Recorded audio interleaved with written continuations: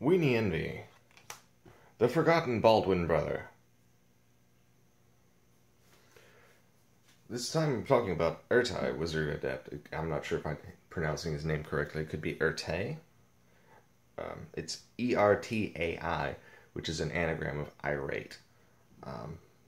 This is from the Stronghold expansion, if I'm not mistaken. Or is it Exodus? No, I think this might be Exodus. Yeah, it's Exodus. A bridge, I think. It's a really old card, and it's one of the first times that they started having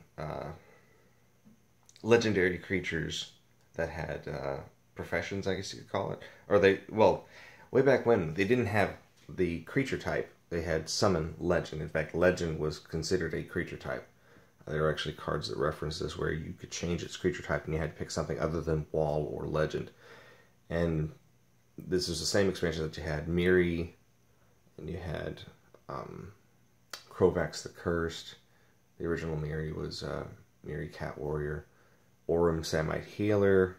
Hannah, Ship's Navigator, did not show up until Invasion Block, I think. But this was one of those just interesting cards. And the reason why I'm bringing up Ertai right now for Weenie Envy is I'm actually going to be building a Wizard's Tribal deck in Tiny Leaders using Ertai. So let's talk about his ability. Well, he's 3 to get out for a 1/1 creature, but for 2 and 2 blue, he can tap and counter target spell. And of course, this card is so old, it references this ability as being an interrupt, when really it's an activated ability now. It would be considered instant speed. There are no interrupts anymore. And it's because it's a Wizard Tribal, it would benefit you to put in things that perhaps like Conda's Banner and go with giving +1/+1 to other blue creatures and other wizard creatures. And the really nice thing about this is it's an overlooked type of creature. With Conda's Banner, you don't have to worry about your opponent getting too much benefit off of having blue creatures or having wizards, because they're most likely not going to be doing exactly the same thing that you are. And it's a decent tiny leader, although people are not going to like it. If you can actually get him out and use him, people will not be happy. Of course, getting him out and using him means you'd be paying 7 mana, the 3 to cast him and then 4 to activate the ability. But that could be worthwhile, that could be a strategy, and of course you could use his ability once or twice before the game would probably be over. He gives you card advantage because you don't have to discard anything. He's not a spell shaper. The other thing to consider about this deck, though, is that,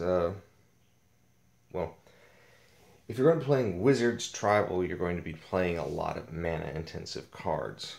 And for blue, that's hard to deal with. So you'd have to be playing plenty of ramp. You'd have to get out artifacts. You could play Silver Mirror. You could play many different things that just keep your mana going, because you're going to need to be able to activate his ability to get any use out of him. Otherwise, he's just a 1/1 for 3. But the fun thing is there's a lot of cool wizards that work very well with Ertai. So, if you consider putting together a Tiny Leader deck and you can get a hold of an Ertai Wizard Adept, it's a good card that works in many different decks. You play Yasova Dragonclaw, you could probably sneak an Ertai Wizard Adept into that. If you're playing Training Grounds and other things like that for activated abilities, you can definitely consider playing Ertai, because then his ability is only 2 blue and tap. For whatever reasons, you could be the blue player, not actually have counterspells, but then have creatures that use their abilities as counterspells. And that can make the difference. Alright, so today's Weenie Envy, Ertai Wizard Adept. Hope you're having a great morning, afternoon, or evening. Hope tomorrow's even better. Take care, everybody.